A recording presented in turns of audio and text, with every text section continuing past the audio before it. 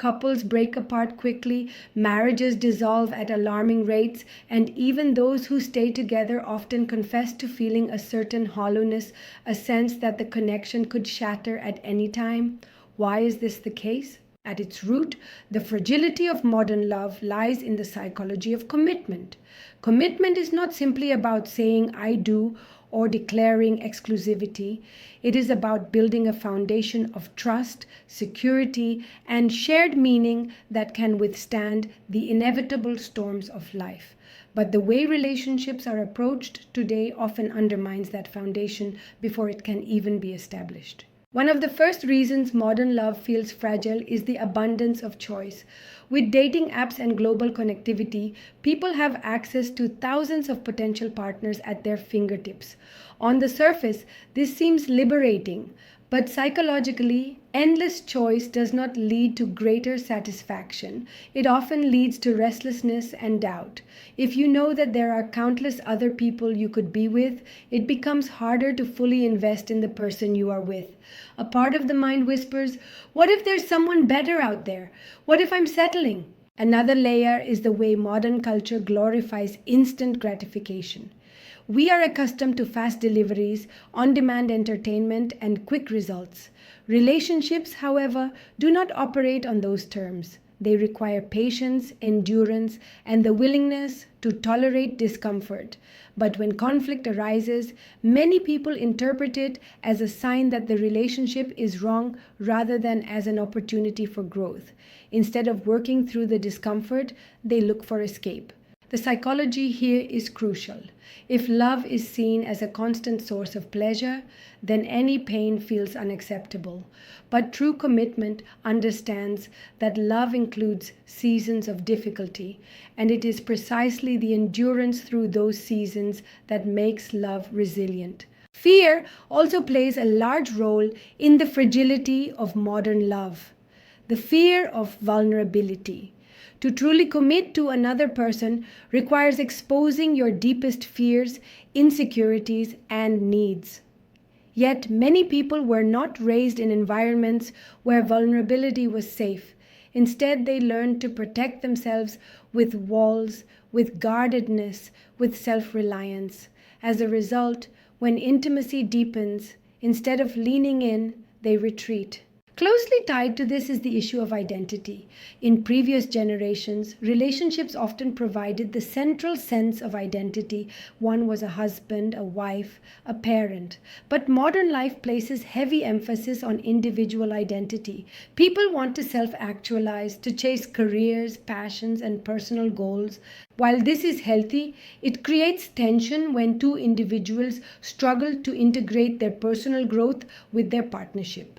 The relationship then becomes another item competing for attention rather than the foundation on which both lives can flourish. Without conscious effort, this individualism creates distance instead of unity. Another factor that weakens modern commitment is the idealization of romantic love. Many grow up with media-driven narratives where love is depicted as effortless, where the right partner automatically fulfills all your needs, and where passion never fades. This creates unrealistic expectations. When the reality of love emerges with its mundane routines, disagreements, and imperfections, people conclude that something must be wrong. At the same time, modern couples often lack the support systems that once reinforced commitment. In traditional societies, extended families and communities played a strong role in holding relationships together. There were social pressures, yes, but also a network of wisdom, guidance, and accountability. Today, couples often feel isolated, expected to navigate everything alone. Without that web of support, it becomes easier to withdraw when difficulties arise. So, how can modern love become less fragile? The psychology points to a few essential shifts. First, we need to reframe our expectations of love. Instead of seeking constant bliss, we must accept that love includes struggle, compromise, and growth. Second, we need to challenge the culture of endless options and instead cultivate presence with the person we are with. Third, we must learn to see vulnerability not as weakness but as the gateway to true intimacy. And finally, we must be willing to invest, to give time, energy, and emotional labor into the relationship, knowing that it is this very investment that makes it meaningful. It is also important to cultivate practices that reinforce commitment. Honest communication, rituals of connection, and shared goals can act as anchors. Commitment is not a static state, it is like a garden. If you stop tending to it, weeds grow and the soil dries. But when nurtured, it becomes resilient even through storms. Ultimately, modern love feels fragile because it often lacks the roots of commitment. The surface may be beautiful, the chemistry, the excitement, the connection, but without roots, even the most beautiful tree cannot stand in a storm. And roots are built through patience, vulnerability, and the repeated act of choosing one another, even when it is not easy. If you've ever felt the fragility of love in your own life, know that you are not alone.